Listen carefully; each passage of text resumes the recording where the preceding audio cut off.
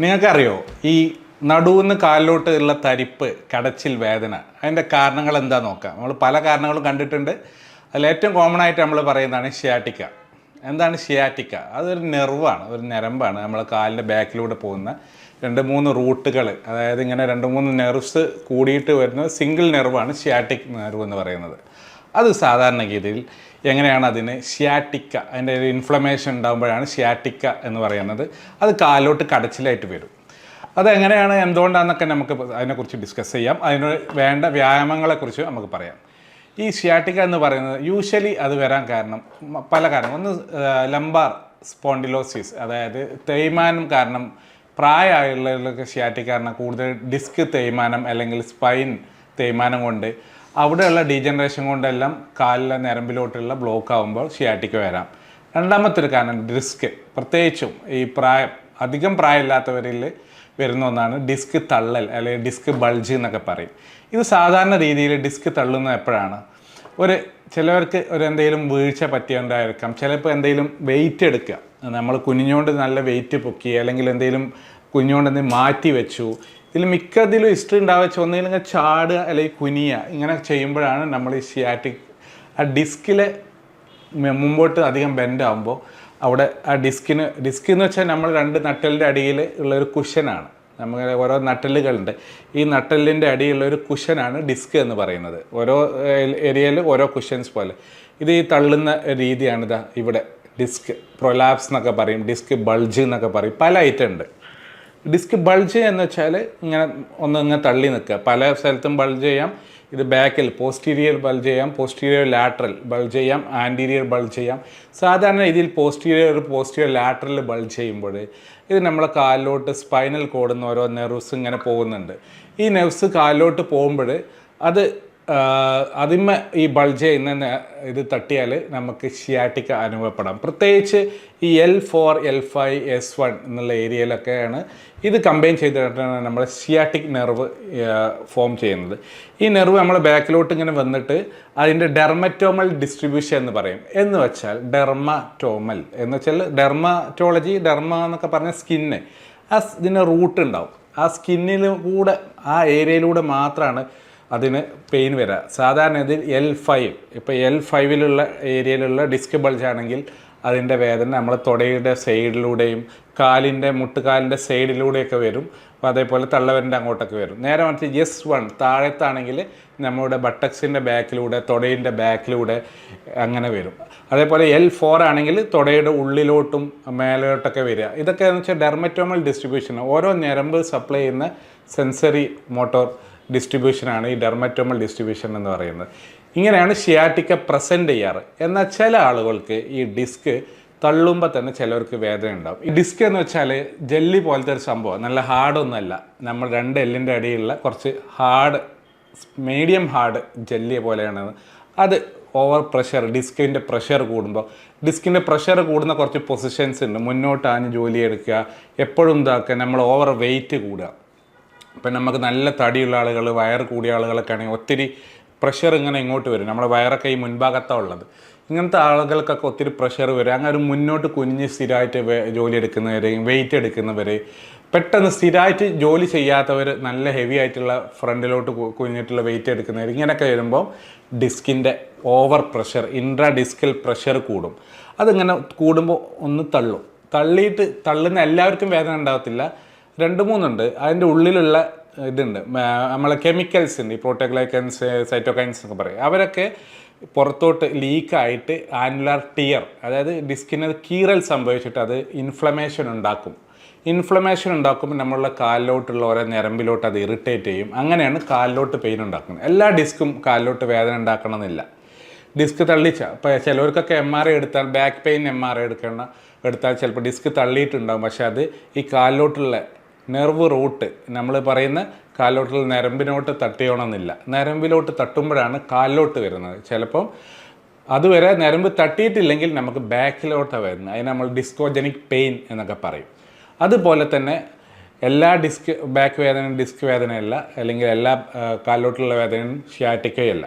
ഈ വേറെ പല ജോയിൻ്റ്, ഇവിടെയുള്ള മസിൽ, പ്രത്യേകിച്ച് നമ്മുടെ ബാക്കിലുള്ള പാരാസ്പൈനൽ മസിൽസ്, QL മസിൽസ്, അങ്ങനെ ഒത്തിരി സ്വാസ് മസിൽസ്, ഒത്തിരി മസിൽസ് ഉണ്ട്, നമ്മളെ ഗ്ലൂട്ടിയസ് മസിൽസ്. ഇതിനൊക്കെ ഉണ്ടാകുന്ന പൊസിഷനൽ നമ്മളെ എർഗണോമിക്സ്, സ്ഥിരമായിട്ട് വർക്ക് ചെയ്യുമ്പോൾ കുനിഞ്ഞിരിക്കുക, നിന്നിരിക്കുക, കുറേ ടൈം ഡെയിലി സ്കൂട്ടർ ഓടിക്കുക, അങ്ങനത്തെ ഒക്കെ വരുന്ന ചിലപ്പോൾ മസിൽ സ്പ്രെയിൻ എല്ലാം വരാം. ഇത് കാരണവും നമുക്ക് ബാക്ക് പെയിൻ ഉണ്ടാവാം. അപ്പോൾ ഷിയാറ്റിക്ക എന്ന് പെട്ടെന്ന് നമുക്ക് ഡയഗ്നോസ് ചെയ്യുമ്പോൾ എപ്പോഴാണ് നമ്മൾ ഇത് ശ്രദ്ധിക്കേണ്ടതെന്ന് വെച്ചാൽ, ഇതിന് കുറേ ഫ്ലാഗ് സിംറ്റംസ് ഉണ്ട്. അതായത് നമുക്ക് വേദന ഉണ്ട്, നമ്മൾ എപ്പോഴാണ് ഇത് ഡോക്ടറെ കാണിക്കേണ്ടത്? ചെറിയൊരു വേദനയാണ്, ഊരവേദനയാണ്, അപ്പോൾ നമ്മളൊന്ന് സാധാരണ രീതിയിലൊരു പെയിൻ കില്ലർ ജെല്ല്, വോളിനി, ഡൈക്ലോഫെനാക് ജെല്ലൊക്കെ ഒന്ന് അപ്ലൈ ചെയ്യും. ചിലപ്പോൾ നല്ല പെയിൻ്റെ പാരസെറ്റമോളൊക്കെ അടിക്കും. എന്നിട്ടൊന്ന് എക്സസൈസൊക്കെ ചിലപ്പോൾ 2-3 ദിവസം റെസ്റ്റ് എടുത്ത് അത് സാധാരണ മാറും. അത് മസ്കുലോസ്കെലറ്റൽ, പ്രത്യേകിച്ച് ഈ മസിൽ സംബന്ധമായിട്ടുള്ള ഇതൊക്കെ ആണെങ്കിൽ എക്സസൈസ് എന്നൊക്കെ ചെയ്താൽ മാറും. എന്നാൽ തേയ്മാനം, ഈ ഡിസ്കിന് അല്ലെങ്കിൽ 2 എല്ലുകൾക്കിടയിലെ ഫാസറ്റ് ജോയിൻറ്റിനുണ്ടാകുന്ന തേയ്മാനത്തൊന്നും പെട്ടെന്ന് മാറിക്കോണമെന്നില്ല. അത് ചിലപ്പോൾ കുറച്ച് ദിവസം കൂടുതൽ മെഡിസിൻ എടുക്കേണ്ടി വരും, ഡോക്ടറെ എടുക്കേണ്ടി വരും, ഇത് കാണിക്കേണ്ടി വരും. ഇങ്ങനെയൊക്കെ എടുത്താലേ ചിലപ്പോൾ മാറുള്ളൂ. അപ്പോൾ എന്നിട്ടും മാറുന്നില്ല, കാലിലോട്ട് നല്ല കടച്ചിലുണ്ട്. അതിൻ്റെ അർത്ഥം എന്താ വെച്ചാൽ ആ ഡിസ്ക് നല്ല കംപ്രഷൻ വരുന്നുണ്ട്, കാലിലോട്ടുള്ള ഞരമ്പിലോട്ട് കംപ്രഷൻ വരുന്നുണ്ട്. അതുകൊണ്ട് അത് എത്രത്തോളം കംപ്രഷൻ ഉണ്ട് എന്നുള്ളത് നമ്മൾ നോക്കാം. നല്ല കംപ്രഷൻ ഉണ്ടെങ്കിൽ നമ്മൾ MRI എടുക്കണം. MRI എല്ലാ പെയിനും MRI എടുക്കണ്ട. ചില ആളുകൾ പറയും MRI എന്തിനെടുക്കുന്നത്, പക്ഷേ MRI എടുക്കണം. അതിനാണ് റെഡ് ഫ്ലാഗ് സൈൻസ് എന്ന് പറയും. എന്ന് വെച്ചാൽ അർജൻറ്റായിട്ട് നോക്കാനുള്ള കാര്യങ്ങൾ. ഒന്ന്, കാല് എണ്ണി പൊക്കാൻ പറ്റുന്നില്ല, കാലിന് ഭയങ്കരമായിട്ട് വീക്ക്നെസ് വരിക. അതായത് കാലിന് ഈ ഡിസ്ക് നല്ലോണം തള്ളിയിട്ട് നെർവ് ബ്ലോക്ക് ആവുക, അതായത് നെർവിൻ്റെ കണ്ടക്ഷൻ നടക്കുന്നില്ല. ഇതിനാണ് നല്ല മോട്ടോർ പാരസിസ് അല്ലെങ്കിൽ പാരസിസ് എന്നൊക്കെ പറയും. ഇതിന് നമ്മൾ MRI എടുത്തേ പറ്റൂ. എന്നിട്ട് ചിലപ്പം അത് കൂടുതൽ കംപ്രഷൻ നമ്മൾ MRI എടുക്കാതെ നിന്ന് കൂടുതൽ കംപ്രഷൻ ആയാൽ ചിലപ്പോൾ അതിന് വീക്ക്നെസ്സും മസിൽ അട്രോഫി എല്ലാം വരും. രണ്ടാമത്തത്, ഈ മേലെയുള്ള ഈ നെർവ്സ് എല്ലാം നമ്മുടെ സെൻട്രൽ നെർവസ് സിസ്റ്റം അല്ലെങ്കിൽ സ്പൈനൽ കോഡായിട്ട് ബന്ധപ്പെട്ടതാണ്. ഈ നെർവ്സ് നമ്മുടെ മോട്ടോർ പവറിനെ കൺട്രോൾ ചെയ്യുന്നുണ്ട്. എന്ന് വെച്ചാൽ നമ്മൾ മൂത്രം ഒഴിക്കുന്നത്, അതേപോലെ തന്നെ വയറ്റിന്ന് പോകുന്നത്, ഇതിനൊക്കെ സപ്ലൈ ചെയ്യുന്നത്. നമ്മളിപ്പോൾ മൂത്രം ഒഴിക്കുമ്പോൾ വയറ്റിന്ന് പോകുന്നതൊക്കെ നമ്മൾ ടോയ്ലറ്റിൽ പോയി അല്ലെങ്കിൽ ബാത്റൂം പോയി ഇരുന്നാൽ പിന്നെ നമ്മളൊരു കൺട്രോൾ ഉണ്ട്. നമ്മൾ ഓട്ടോണോമിക് സിസ്റ്റം വിത്ത് സെൻട്രൽ നെർവസ് സിസ്റ്റം, ഈ നെർവസ് സിസ്റ്റത്തിന് ഒരു കൺട്രോൾ ഉണ്ട്. ആ കൺട്രോൾ റിലാക്സ് ചെയ്താൽ മാത്രമേ നമുക്ക് വയറ്റിന്ന് പോവുള്ളൂ, മൂത്രയിക്കാൻ പറ്റുള്ളൂ. അത് കൺട്രോൾ ചെയ്യുന്നത് ഇവിടെ നിന്ന് വരുന്ന നെർവ്സാണ്. ഈ നെർവ്സിനെ കൂടെ ഈ ഡിസ്ക് പ്രഷർ കൂടിയത് കാരണം കൂടുതലായിട്ട് ബാധിച്ചിട്ടുണ്ടെങ്കിൽ അതിനാ പറയുക ഈ കോഡ ഇക്വനസ് സിൻഡ്രോം. കുറേ നെർവ് റൂട്ട്സ് ഉണ്ട്, ഇങ്ങനെ കുറേ വാല് പോലെ, ഒരു കുതിരയുടെ വാല് പോലെയുള്ള നെർവ് റൂട്ട്സ് ഉണ്ട്. അത് കംപ്രഷൻ വന്നാൽ കോഡ ഇക്വനസ് സിൻഡ്രോം, നല്ല കംപ്രഷൻ വന്നാൽ നമുക്ക് വയറ്റിന്ന് പോകാനും ഇതിനൊക്കെ ബുദ്ധിമുട്ടുണ്ടാവും. അങ്ങനെ ഉണ്ടാകുമ്പോഴും നമ്മൾ MRI എടുക്കണം. പിന്നെ മൂന്നാമത്തേത്, വയസ്സായിട്ടുള്ള ഒരാളിൽ പെട്ടെന്ന് ബാക്ക് വേദന, ഒന്നും ചെയ്യുന്നില്ല, ഒരു 60-70 വയസ്സായി, ഭയങ്കര ബാക്ക് വേദന, കാലിലോട്ട് വേദന, അതൊക്കെ അസാധാരണമാണ്. അതിൻ്റെ അർത്ഥം അവിടെ കാര്യമായിട്ടുള്ള ഡാമേജ് ഉണ്ടായിട്ടുണ്ട്, എന്തെങ്കിലും പൊട്ടലോ അല്ലെങ്കിൽ എന്തെങ്കിലും ട്യൂമറോ അങ്ങനെ കാരണം ഇങ്ങനെ വേദന വരാം. അവർക്കും MRI എടുക്കണം. ഓക്കെ, ഇതാണ് 3-4 കാരണങ്ങളുള്ളത്. പിന്നെ ഒരു വീണു, നല്ല ഹൈറ്റിൽ നിന്ന് വീണു, ഒരു 4 ദിവസം മുമ്പ്, ഒരാഴ്ച മുമ്പ് വീണു, അല്ലെങ്കിൽ ഇന്നലെ വീണു, അല്ലെങ്കിൽ ഇന്ന് വീണു, അതിൻ്റെ ശേഷം കാലിലോട്ട് ഭയങ്കര തരിപ്പ്, കാല് പൊക്കാൻ വയ്യ, നല്ല കടച്ചിൽ. അതിൻ്റെ അർത്ഥം അവിടെ കാര്യമായിട്ട് എന്തോ ഡാമേജ് പറ്റിയിട്ടുണ്ട്. അത് ചിലപ്പോൾ ഒരു എമർജൻസി MRI എടുത്തിട്ട് ചിലപ്പോൾ ഒരു എമർജൻസി ഡീകംപ്രഷൻ സർജറി ഒക്കെ വേണം. ഇതൊക്കെയാണ് MRI എടുക്കേണ്ടത്. പക്ഷേ എന്നാലും നമ്മൾ പെയിൻ ഫിസിഷ്യൻസ് അഡ്വൈസ് ചെയ്യുന്നത്, നിങ്ങൾക്ക് വേദനയുണ്ട്, സിവിയർ വേദനയുണ്ട്, കാലിലോട്ട് ഇങ്ങനെ ഇറങ്ങുന്നുണ്ട്, ഇതിന് MRI എടുക്കുന്നത് ബെസ്റ്റാണ്. എപ്പോൾ? സാധാരണ ഇതിൽ അതൊരു ക്രോണിക് പെയിനിലോട്ട് കിടക്കുമ്പോൾ. നമ്മൾ സാധാരണ ഇതിൽ 4 to 6 വീക്സ് എന്ന് പറയും, 1-1.5 മാസം. അതായത് വേദന തുടങ്ങി, മെഡിസിൻ കഴിച്ചു, റെസ്റ്റ് എടുത്തു, ഓയിൻമെൻറ്റ് തേച്ചു, കുറയുന്നില്ല. എന്നിട്ട് അതിൻ്റെ ശേഷം നമ്മൾ ഫിസിയോതെറാപ്പി ചെയ്തു, എന്നിട്ടും കുറയുന്നില്ല, വീണ്ടും മെഡിസിൻ ഡോസ് കൂട്ടി വെക്കും, എന്നിട്ടും കുറയുന്നില്ലെങ്കിൽ നമ്മൾ MRI എടുത്തേ പറ്റൂ. ദാറ്റ് മീൻസ് അതിൻ്റെ അർത്ഥം എന്താണെന്ന് വെച്ചാൽ അവിടെ കാര്യമായിട്ട് എന്തോ ഡിസ്ക് അല്ലെങ്കിൽ വേറെ എന്തോ ഇഷ്യൂസ് നമ്മളെ കാലിലോട്ടുള്ള ഞരമ്പ് ബ്ലോക്ക് ചെയ്യുന്നുണ്ട്. അപ്പോൾ MRI എടുക്കണം. അത് പിന്നെ വെയിറ്റ് ചെയ്യരുത്, ഒത്തിരി കാലം വെയിറ്റ് ചെയ്യരുത്. കാരണം അത് കൂടുതൽ കാലം റാഡിക്കുലോപ്പതി, അതായത് ഈ റാഡിക്കിൾസ്, നമ്മൾ ഓരോ ഞരമ്പിലോട്ട് പോകുന്ന ഏരിയയാണ് റാഡിക്കിൾസ് എന്ന് പറയുക. അത് റാഡിക്കുലോപ്പതി, അതിൻ്റെ കൂടുതൽ ഡാമേജ് ഉണ്ടായാൽ നമ്മളെ മസിലിനെല്ലാം വീക്ക്നെസ് എല്ലാം വരും. പിന്നെ അത് കുറേ കാലം ഫിസിയോതെറാപ്പി എടുക്കേണ്ടി വരും. അപ്പോൾ ഇതാണ് ഇതിൻ്റെ എപ്പോഴാണ് MRI എടുക്കേണ്ടതെന്നുള്ള കാര്യം. യൂഷ്വലി എക്സ്റേ നമ്മൾ ഡോക്ടേഴ്സ് എല്ലാം ഫസ്റ്റ് സജസ്റ്റ് ചെയ്യാറുണ്ട്. പക്ഷേ എക്സ്റേയുടെ കാര്യത്തിൽ നമ്മൾ വരുന്നത്, പ്രത്യേകിച്ചും പ്രായമുള്ളവർക്ക് എക്സ്റേ എടുക്കുമ്പോൾ നമ്മൾ ശ്രദ്ധിക്കേണ്ടത് അവർക്ക് എന്തെങ്കിലും അകൽച്ച ഉണ്ടോ, എല്ലുകൾ തമ്മിൽ പൊട്ടിയിട്ടുണ്ടോ, തേയ്മാനം കൊണ്ട് എന്തെങ്കിലും പൊസിഷൻ മാറിയിട്ടുണ്ടോ, ലിസ്തസിസ് എന്ന് പറയും. 2 നട്ടെല്ലുകൾ ഒന്ന് പൊസിഷൻ മാറിയിട്ട് അത് കാലിലോട്ടുള്ള നരമ്പ് അല്ലെങ്കിൽ സ്പൈനൽ കോഡുമ്പോൾ കംപ്രസ് ചെയ്യുമ്പോൾ ലിസ്തസിസ് ആൻഡ് സ്റ്റിനോസിസ് എന്ന് പറയും. അത് യൂഷ്വലി അതിലും നമുക്ക് എമർജൻസി ആയിട്ട് എന്തെങ്കിലും ചെയ്യേണ്ടി വരും. ചിലപ്പോൾ ഇഞ്ചക്ഷൻസ് ആയിട്ടും അല്ലെങ്കിൽ നല്ല മെഡിസിൻ ആയിട്ടും കണ്ടിന്യൂസ് ഫിസിയോതെറാപ്പി ആയിട്ടൊക്കെ ചെയ്യണം. കാരണം ഈ ലിസ്തസിസ് കൂടിയാൽ അല്ലെങ്കിൽ ഈ എല്ലുകൾ തമ്മിലുള്ള അകൽച്ച കുറഞ്ഞു വന്നിട്ട് അല്ലെങ്കിൽ നല്ല ഡിസ്ക് ബൾജ് കുറഞ്ഞു വന്നിട്ടുണ്ട്, ഈ 3-4 കാരണങ്ങൾ നമ്മുടെ സ്പൈനൽ കനാൽ സ്റ്റിനോസിസ് ഉണ്ടാക്കും. എന്ന് വെച്ചാൽ നമ്മളെ ഈ നട്ടലിൻ്റെ ഉള്ളിലൂടെ നമ്മളെ സ്പൈനൽ കോഡ് പോകുന്നുണ്ട്. ഈ സ്പൈനൽ കോഡാണ് നമ്മളെ തലയിലോട്ടുള്ള റൂട്ട് കണക്ഷനാക്കി മാറ്റുന്നത്. നമ്മൾ ഫാൻ ഇടുമ്പം അല്ലെങ്കിൽ സ്വിച്ച് ഇടുമ്പം ഫാൻ കറങ്ങുന്ന പോലെ, ലൈറ്റ് കത്തുന്ന പോലെ ഇവിടുന്ന് ഒരു സ്വിച്ച് ഇട്ടാൽ അത് ആ വയറിങ് ആയിട്ട് നമ്മൾ വരുന്നത് സ്പൈനൽ കോഡാണ്. അപ്പോൾ ആ സ്പൈനൽ കോഡിൽ കംപ്രഷൻ വരും. ചിലപ്പോൾ ഡിസ്ക് നല്ലോണം ബാക്കിലോട്ട് തള്ളിയാൽ അല്ലെങ്കിൽ ഇവിടെയുള്ള എല്ല് തേയ്മാനം വന്നിട്ട് അതിന്മേൽ തള്ളിയാൽ ഇങ്ങനെയൊക്കെ ചെയ്യുമ്പോൾ സ്പൈനൽ കോഡിൽ കംപ്രഷൻ വരും. ആ സമയത്ത് നമ്മൾ അതിനാണ് പറയുക സ്റ്റിനോസിസ് എന്ന് പറയുക. അത് നല്ല കംപ്രഷൻ, നമ്മൾ എത്ര ഗ്യാപ്പ് ഉണ്ട് നോക്കും. അതായത് സ്പൈനൽ കോഡും ആ കംപ്രഷൻ തമ്മിൽ ഇടയിൽ എന്തെങ്കിലും സ്പേസ് ഉണ്ട്, സ്പൈനൽ കനാൽ ഡയമീറ്റർ എന്നൊക്കെ നോക്കും. അത് നല്ല ഡയമീറ്റർ കുറവാണ്, 5 mm ഉള്ളൂ, 6 mm ഉള്ളൂ, 7 mm ഉള്ളൂ, മില്ലിമീറ്റർ കണക്ക് അത്ര 1/2 സെൻറ്റിമീറ്റർ ഉള്ളതൊക്കെ ആണെങ്കിൽ അതിന് സർജറി തന്നെ വേണം. സർജറി എന്ന് വെച്ചാൽ സർജിക്കൽ ഡീകംപ്രഷൻ. എന്താണ് ആ സ്പൈനൽ കോഡ് കംപ്രഷൻ ഉണ്ടാകുന്ന അത് സർജിക്കലായിട്ട് കറക്റ്റ് ചെയ്യുക. ചിലപ്പോൾ അത് ബോണി പാർട്ടായിരിക്കാം, ചിലപ്പോൾ ഡിസ്ക് ആയിരിക്കാം, വാട്ടർ ഇറ്റ് മേ ബി, അത് കറക്റ്റ് ചെയ്യണം. അത് ചെയ്തേ പറ്റും. അത് നമ്മൾ കൂടുതൽ വെയിറ്റ് ചെയ്താൽ അത് സ്പൈനൽ കോഡ് സ്റ്റിനോസിസ് ആയിട്ട് നമുക്ക് മൂത്രയിക്കാൻ ബുദ്ധിമുട്ട്, വയറ്റുന്ന് പോകാൻ ബുദ്ധിമുട്ട്, നടക്കുമ്പോൾ മുന്നോട്ട് ആഞ്ഞിട്ട് നടക്കേണ്ടി വരും. കാരണം നേരെ നിന്നാൽ കംപ്രഷൻ വരും, കാലിലോട്ട് വീക്ക്നെസ് വരും, കാലിന് ബലക്കമ്മി വരും. ഇതൊക്കെ സ്പൈനൽ കോഡ് സ്റ്റിനോസിസിൻ്റെ, ലംബാർ കനാൽ സ്റ്റിനോസിസിൻ്റെ ലക്ഷണങ്ങളാണ്. അപ്പോൾ ഈ കാര്യങ്ങൾക്കൊക്കെ എമർജൻസി ആയിട്ട് സർജറി തന്നെ വേണം. മറ്റ് കാര്യങ്ങൾക്ക് സാധാരണ രീതിയിൽ ഷിയാറ്റിക്ക മാറുന്നില്ലെങ്കിൽ, ഷിയാറ്റിക്ക ഞാൻ പറഞ്ഞുള്ള നട്ടലിൻ്റെ ഒരു കാര്യം പ്രത്യേകിച്ച് നമ്മളെ മുട്ടുവേദന, തോൾവേദന പോലെയല്ല നട്ടലിൻ്റെ വേദന. പല ആളുകൾക്കും പല രീതിയിലാണ് അത് പ്രകടിപ്പിക്കുക. ചിലവർക്ക് ചെറിയ ഡിസ്ക് ബൾജ് ഉണ്ടാവുള്ളൂ, അവർക്ക് നല്ല വേദന ഉണ്ടാവും. എന്നാൽ ചിലവർക്ക് MRIയിലൊക്കെ നോർമലായിരിക്കും, പക്ഷേ അതിൻ്റെ ഉള്ളിൽ ആനുലാർ ടിയർ, ആ ഡിസ്കിൻ്റെ ഉള്ളിൽ ചെറിയ കീറലുണ്ടാവും. അപ്പോൾ അവർക്ക് സിവിയർ വേദന, ബാക്ക് ലോക്ക് ചെയ്യുന്ന പോലെ, കാലിന് ബലക്കറവ് ഇങ്ങനെയൊക്കെ തോന്നും. ഇതൊക്കെ നമുക്ക് എമർജൻസി ആയിട്ട് ഒന്നും ചെയ്യണമെന്നല്ല. വീക്ക്നെസ് വരികയാണെങ്കിൽ സർജറിയൊക്കെ ചെയ്യേണ്ടി വരും. പക്ഷേ വേദന മാത്രമേ ഉള്ളൂ, തരിപ്പൊന്നും അധികം ഇല്ലെങ്കിൽ നമ്മൾ മെഡിസിനും ഫിസിയോതെറാപ്പിയും അഡ്വൈസ് ചെയ്യാറുണ്ട് പെയിൻ മെഡിസിനിൽ. ബട്ട് എന്നിട്ടും ഒരു 1-2 ആഴ്ചയായിട്ടും തീരെ കുറയുന്നില്ലെങ്കിൽ നമ്മളതിന് എപ്പിഡ്യൂറൽ ഇഞ്ചക്ഷൻ കൊടുക്കും. ഇഞ്ചക്ഷൻ എന്ന് വെച്ചാൽ നെർവ് ബ്ലോക്ക് അല്ലെങ്കിൽ റൂട്ട് ബ്ലോക്ക് എന്നൊക്കെ പറയും. നമ്മൾ ചെയ്യുന്നത് ഈ ഡിസ്ക്, ഈ തള്ളിയിരിക്കുന്ന ഡിസ്കിൻ്റെ അങ്ങോട്ട്, ഇവിടെ ഈ ഡിസ്ക് തള്ളിയ കാരണം ഈ ഞരമ്പിൻ്റെ ചുറ്റും നീർക്കെട്ട് വരും, ഇൻഫ്ലമേഷൻസ് വരും. ചില ആളുകൾ പറയുന്ന പോലെ എല്ലാ ഡിസ്കും തള്ളലും നോർമലല്ല. ചില ഡിസ്കുകൾക്ക് ആനുലാർ ടിയർ ഉണ്ടാവും. ആനുലാർ ടിയർ വഴി ഡിസ്ക് മെറ്റീരിയൽ പുറത്തോട്ട് വരും, കെമിക്കൽ ഇൻഫ്ലമേഷൻ ഉണ്ടാവും. അവിടെ കെമിക്കൽ മീഡിയേറ്റേഴ്സ് എല്ലാം കൂടും, സൈറ്റോകൈൻസ് എല്ലാം കൂടും. അപ്പോൾ നമ്മൾ നേരിട്ട് ഇവിടെ നീഡിൽ പാസ് ചെയ്ത്, അത് പ്രത്യേകിച്ചും അത് ട്രെയിൻഡ് ആയിട്ടുള്ള ഇൻ്റർവെൻഷണൽ പെയിൻ ഫിസിഷ്യൻസിൻ്റെ അടുത്ത് തന്നെ ചെയ്യണം. കാരണം അല്ലെങ്കിൽ ട്രെയിൻഡ് ആയിട്ടുള്ള സ്പൈൻ സർജൻ അല്ലെങ്കിൽ ന്യൂറോ സർജൻ്റെ ചെയ്യുന്നത്. കാരണം എന്താ വെച്ചാൽ ഇവിടെ നമ്മൾ ഇമ്പോർട്ടൻറ്റ് സ്ട്രക്ചേഴ്സ് ഒരുപാടുണ്ട്. സ്പൈനൽ കോഡ് ഉണ്ട്, മറ്റ് വെർട്ടിബ്രൽ സ്പൈനൽ ആർട്ടറീസ് ഉണ്ട്. ഇതിനെല്ലാം എന്തെങ്കിലും ഡാമേജ് പറ്റിയാൽ അതെല്ലാം ഭയങ്കര സീരിയസ് കോംപ്ലിക്കേഷൻ ഉണ്ടാക്കും. അപ്പോൾ ട്രെയിൻഡ് ആയിട്ടുള്ള ഇൻ്റർവെൻഷൻ പെയിൻ ഫിസിഷ്യൻസ് മാത്രമേ എപ്പിഡ്യൂറൽ ഇഞ്ചക്ഷൻ എടുക്കാൻ പാടുള്ളൂ. അല്ലെങ്കിൽ ട്രെയിൻഡ് ആയിട്ടുള്ള സ്പൈൻ സർജൻ, ന്യൂറോ സർജൻസിൻ്റെ മാത്രമേ എപ്പിഡ്യൂറൽ ഇഞ്ചക്ഷൻ്റെയൊക്കെ അഡ്വൈസ് ചെയ്യുള്ളൂ.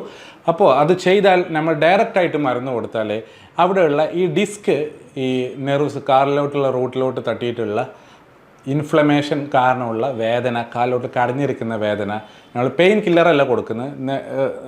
ഇത് റെഡ്യൂസ് ചെയ്യാനുള്ള ലോ ഡോസ് സ്റ്റിറോയിഡ് വിത്ത് ലോക്കൽ അനസ്തെറ്റിക് മെഡിസിൻ കൊടുക്കുമ്പോൾ അത് ഈ ഡിസ്കും, ഈ ഒലിക്കുന്ന ഡിസ്കും അല്ലെങ്കിൽ കാലിലോട്ടുള്ള നെർവ് റൂട്ട്സും തമ്മിലുള്ള ആ ഒരു ഇൻഫ്ലമേഷൻ കാരണമുള്ള ഇറിറ്റേഷൻ ഒഴിവാക്കിയിട്ട് ഒന്ന് വേദന മെല്ലെ മെല്ലെ കുറഞ്ഞു വരും. പക്ഷേ ഇതെല്ലാവർക്കും ചെയ്യാൻ പറ്റില്ല. നമ്മൾ ഡിസ്ക് ഡയമീറ്റർ MRIയിൽ നോക്കിയിട്ട് എത്രത്തോളം ഡിസ്ക് തള്ളിയിട്ടുണ്ട്, അവിടെ മെഡിസിൻ പോകാനുള്ള ഡയമീറ്റർ ഉണ്ടോ, അല്ലെ അത് ഏത് ഏരിയയിലെ തള്ളി. ചിലപ്പോൾ ഈ ഫൊറാമിനൽ സ്റ്റിനോസിസ് ഉണ്ടാവും, നല്ല സിവിയർ സ്റ്റിനോസിസ് ഉണ്ട്. അതായത് കാലിലോട്ടുള്ള നരമ്പ് റൂട്ട് വരുന്ന ഏരിയയിലൊക്കെ നല്ലതായിട്ട് ബ്ലോക്ക് ആയിട്ടുണ്ട്. അങ്ങനത്തെവർക്കൊന്നും ഫുള്ളായിട്ട് റിസൾട്ട് ആയിക്കോണമെന്നില്ല. ബട്ട് എന്നാലും പുതിയ സ്റ്റഡി പ്രകാരം ഒരു പ്രാവശ്യം ഇഞ്ചക്ഷൻ ചെയ്തിട്ട് കുറയുന്നില്ലെങ്കിൽ പിന്നെ നമുക്ക് അവർക്ക് ന്യൂക്ലിയോപ്ലാസ്റ്റി, ലേസർ ന്യൂക്ലിയോപ്ലാസ്റ്റി, ഓസോൺ ന്യൂക്ലിയോപ്ലാസ്റ്റി, അതേപോലെ PRP ഇങ്ങനത്തെ കാര്യങ്ങളെല്ലാം ചെയ്യാം. ഇതൊന്നും ചെയ്തിട്ട് റെഡി ആകുന്നില്ലേ പിന്നെ നമ്മൾ സർജിക്കൽ ഡീകംപ്രഷൻ തന്നെ വേണം. അല്ലെങ്കിൽ നേരിട്ട് സർജിക്കൽ ഡീകംപ്രഷൻ വരുമ്പോൾ എൻ്റെ കാര്യങ്ങൾ എന്താ വെച്ചാൽ നല്ല കംപ്രഷനുണ്ട്, നല്ല ഡയമീറ്റർ വളരെ കുറവാണ്, ഇങ്ങനത്തെ കാര്യങ്ങളിലൊക്കെ നമ്മൾ സർജിക്കൽ ഡീകംപ്രഷൻ തന്നെ ചെയ്യണം. പക്ഷേ ഇത് നമ്മൾ ഇഞ്ചക്ഷൻ ചെയ്ത ഉടനെ വേദന കുറയില്ല, മെല്ലെ മെല്ലെ കുറയുള്ളൂ. അതിൻ്റെ കൂടെ തന്നെ ഫിസിയോതെറാപ്പി എക്സസൈസ് എല്ലാം ചെയ്യണം, ഷുഗർ കൺട്രോൾ ചെയ്യണം, വേറെ ഇൻഫ്ലമേഷൻ ഒന്നും ഉണ്ടാകാൻ പാടില്ല. അപ്പോൾ ഇത്രയും കാര്യമാണ് ഇതിൻ്റെ മാനേജ്മെൻറ്റ് എന്ന് പറയുന്നത്. അതിൻ്റെ കൂടെ തന്നെ നമ്മൾ ഫിസിയോതെറാപ്പി എക്സസൈസ് എല്ലാം ചെയ്താൽ മാത്രമേ കാരണം ഇത് റെഡി ആവുള്ളൂ. കാരണം എന്താ വെച്ചാൽ നമ്മൾ ഈ നട്ടെല്ല് എന്ന് പറഞ്ഞ ഒരു തൂണാണ്, നമ്മളൊരു മുള എന്നൊക്കെ പറയുന്നത്, ബാമ്പു എന്നൊക്കെ പറയുന്നത്, അങ്ങനെ അടുക്കി വെച്ചിരിക്കുക. ഇതിൽ നിന്ന് ഒരു സാധനം പോലും നമുക്ക് മാറ്റി വെക്കാൻ അത്ര ഈസി അല്ല. നമുക്ക് ഹാർട്ട് മാറ്റി വെക്കാം, ലിവർ, കിഡ്നി, മുട്ട് മാറ്റി വെക്കാം, പക്ഷേ ഇതിൽ നിന്ന് ഒരു പീസ് മാറ്റി വെക്കാൻ ഭയങ്കര ബുദ്ധിമുട്ടാണ്. അപ്പോൾ അതാണ് ഇതിന് എത്രയും സപ്പോർട്ട് കൊടുക്കുക. ഇതിലൂടെ മസിലുണ്ട്, പാരാസ്പൈനൽ മസിലുണ്ട്, ക്വാഡ്രാറ്റസ് ലംബോറ എന്ന് പറഞ്ഞ മസിലുണ്ട്, മറ്റുള്ള സ്വാസ് മസിലിൻ്റെ ഒത്തിരി സപ്പോർട്ടുണ്ട്. ഇതിൽ കുറേ ലിഗമെൻറ്റ്സ് ഉണ്ട്. ഇതൊക്കെ അങ്ങനെ പിടിച്ച് നിർത്തിയിരിക്കുക ഒരു ഹൈറ്റുള്ള സാധനത്തിന്. അപ്പോൾ അത്രയും ഒരു പ്രൊട്ടക്റ്റ് ചെയ്യുന്ന സാധനമാണ് നമ്മുടെ സ്പൈനൽ കോഡിനെ പ്രൊട്ടക്റ്റ് ചെയ്യുന്ന സാധനം, നമ്മുടെ ബോഡീനെ പ്രൊട്ടക്റ്റ് ചെയ്യുന്ന സാധനം, എപ്പോഴും മൂവ് ചെയ്യുന്ന സാധനമാണ്. അപ്പോൾ അതിൻ്റെ കൂടെ തന്നെ ഫിസിയോതെറാപ്പി ചെയ്യണം, നമ്മൾ പോസ്ചർ കറക്റ്റ് ചെയ്യണം, നമ്മൾ ഇതിനോട്ട് ഡിസ്കിൻ്റെ പ്രഷർ കൂട്ടുന്ന ജോലികൾ, അതുപോലെയുള്ള പോസ്ചറുകളൊക്കെ കറക്റ്റ് ചെയ്തിട്ട് നല്ല ഫിസിയോതെറാപ്പി റീഹാബിലിറ്റേഷനും കൂടെ ചെയ്താലേ ഇത് കുറയുള്ളൂ. പക്ഷേ എല്ലാവർക്കും ഇഞ്ചക്ഷൻ പറ്റില്ല. അക്യൂട്ടായിട്ടുള്ള പെട്ടെന്നുള്ള വേദന, ഇപ്പം നിങ്ങൾക്കൊരു ഒരാഴ്ച ആയിട്ടുള്ള വേദന അല്ലെങ്കിൽ ഒരു മാസമായിട്ടുള്ള വേദനയൊക്കെയാണെങ്കിൽ നല്ല റിസൾട്ട് ഉണ്ടാവും. നേരെ വെച്ച് നിങ്ങൾക്ക് കുറേ വർഷങ്ങൾ പഴക്കമുള്ള വേദനയാണെങ്കിൽ അത്രയും റിസൾട്ട് ഉണ്ടായിക്കോണമെന്നില്ല. കാരണം ആ ഡിസ്ക് എല്ലാം അവിടെ ഹാർഡായിട്ട് പറ്റി പിടിച്ചിട്ടുണ്ടാവും. സോ അത് പെട്ടെന്ന് മാറിക്കോണമെന്നില്ല. എന്നാലും ഒരു 50-60% എല്ലാം കുറയും. നല്ല ഇതിൻ്റെ ടൈം കുറയും തോറും, അതായത് അക്യൂട്ട് കേസുകൾക്ക് കൂടുതൽ റിസൾട്ട് ഉണ്ടാവാറുണ്ട്. ഓക്കെ, അപ്പോൾ ഇത്രയാണ് ഷിയാറ്റിക്ക അല്ലെങ്കിൽ ഡിസ്ക് റിലേറ്റഡ് ആ പെയിനുകളെ കുറിച്ച് പറയാനുള്ളത്. ഇതിനെക്കുറിച്ചുള്ള ഫിസിയോതെറാപ്പി, ഇതിന് ഇവിടെ നട്ടെല്ല് ബലപ്പെടുത്താൻ എന്തൊക്കെ എക്സസൈസ് ചെയ്യണം, എങ്ങനെയൊക്കെ സാധനങ്ങൾ നമ്മൾ കുനിഞ്ഞുകൊണ്ട്, ഇപ്പോൾ ഒരു സാധനം നിലത്തുനിന്ന് ഒരു വെയിറ്റുള്ള സാധനം കുനിഞ്ഞുകൊണ്ട് എടുക്കുമ്പോൾ ഡിസ്കിൻ്റെ പ്രഷർ ഭയങ്കരമായിട്ട് കൂടും. ആ പ്രഷർ കൂടുമ്പോൾ ഇൻട്രാഡിസ്കൽ പ്രഷർ കൂടുമ്പോൾ അത് വീണ്ടും നെർവ് റൂട്ടിലോട്ട് കംപ്രഷൻ വരാനും സാധിക്കുന്നുണ്ട്. അതേപോലെ തന്നെ പ്രായം തോറും നമ്മുടെ ഡിസ്ക്, അതൊരു ഞാൻ പറഞ്ഞ ജെല്ല് പോലെ സാധനമെന്ന് പറഞ്ഞില്ലേ, ഒരു ജെല്ല് നമ്മൾ ഫ്രീസറിൽ വെച്ചാൽ അതിങ്ങനെ ഹാർഡായിട്ടിരിക്കും. അതേപോലെ തന്നെ ഹാർഡായിട്ട് അതിന് ഡീഹൈഡ്രേഷൻ വരാം. അപ്പോൾ അതുകൂടെ ഉണ്ടാവും. അപ്പോൾ ഇത്തരം കാര്യങ്ങൾ ഒത്തിരി, അതായത് തേയ്മാനം വരാം, എല്ലാം തേയ്മാനം, പല കാരണം കൊണ്ടും ഈ ഷിയാറ്റിക്ക വരാം, ഡിസ്ക് കാരണമുള്ള വേദന വരാം, ഫാസറ്റ് കാരണമുള്ള വേദന വരാം. അപ്പോൾ ഇതിനൊക്കെ നമുക്ക് പരിപൂർണമായിട്ടുള്ള ചികിത്സ എന്ന് ഒരു ഡിസിപ്ലിനിലും കാണുന്നില്ല. നമുക്ക് കൺട്രോൾ ചെയ്യുക, നമ്മളെ ബുദ്ധിമുട്ടുകൾ കുറയ്ക്കുക, നമ്മളെ കടച്ചിൽ കുറയ്ക്കുക, അല്ല ഇതെല്ലാം മാറ്റിയെടുക്കാൻ പറ്റില്ല. ഡിസ്ക് പുറത്തോട്ട് തള്ളി സർജറി വഴി കട്ട് ചെയ്യാം, അങ്ങനെ തിരിച്ചു മാറ്റിയൊക്കെ അപ്പം എല്ലാം പഴയ പോലെ ആകുന്ന ഒരു ചികിത്സ ഇതിനില്ല, ഒരു വിഭാഗത്തിലുമില്ല. അപ്പം നമുക്ക് ഇതിന് ബുദ്ധിമുട്ട് കുറയ്ക്കുക, നമുക്ക് നമ്മുടെ കാലിനോട്ടുള്ള കടച്ചിൽ കുറയ്ക്കുക, നമ്മൾ ചെയ്യുന്ന ജോലിയിൽ ശ്രദ്ധിക്കുക, അതേപോലെ തന്നെ എന്തെങ്കിലും സാധനങ്ങൾ വെയിറ്റുള്ള സാധനങ്ങൾ എടുക്കുമ്പോൾ ശ്രദ്ധിക്കുക, റെഗുലറായിട്ട് ഇവിടെ ബാക്കിൽ സ്ട്രെങ്തനിങ് കിട്ടാനുള്ള എക്സസൈസ് ചെയ്യുക. ഇങ്ങനെയൊക്കെ ചെയ്തിട്ട് ഒന്ന് ശ്രദ്ധിച്ചെടുത്ത് മെല്ലെ മെല്ലെ സ്റ്റെപ്പായിട്ട് ഈ ഡിസ്ക് റിലേറ്റഡ് അല്ലെങ്കിൽ ഷിയാറ്റിക്ക റിലേറ്റഡ് വേദന മാറ്റാൻ പറ്റുള്ളൂ. ഇതൊന്നും പെട്ടെന്ന് നമുക്കൊരു പനി അല്ലെങ്കിൽ ഷുഗർ മാറ്റുന്ന പോലെ കുറേ ഡോസ് അല്ലെങ്കിൽ മെഡിസിൻ കുടിച്ചാൽ നമുക്ക് കൺട്രോൾ ചെയ്യാൻ പറ്റില്ല. ഇതിന് ടെക്നിക്കലായിട്ട് ഒരുപാട് വശങ്ങളുണ്ട്. മെല്ലെ മെല്ലെ എടുത്താൽ മാത്രമേ ഷിയാറ്റിക്ക നമുക്ക് മാറ്റിയെടുക്കാൻ പറ്റുള്ളൂ. ഇതിന് വേണ്ടിയുള്ള എക്സസൈസുകളും കാര്യങ്ങളെല്ലാം നമ്മുടെ ഫിസിയോതെറാപ്പിസ്റ്റ് നിങ്ങൾക്ക് ഡെമോ ചെയ്യുന്നതാണ്. Thank you. മറ്റൊരു വീഡിയോ ആയിട്ട് നെക്സ്റ്റ് ടൈം കാണാം.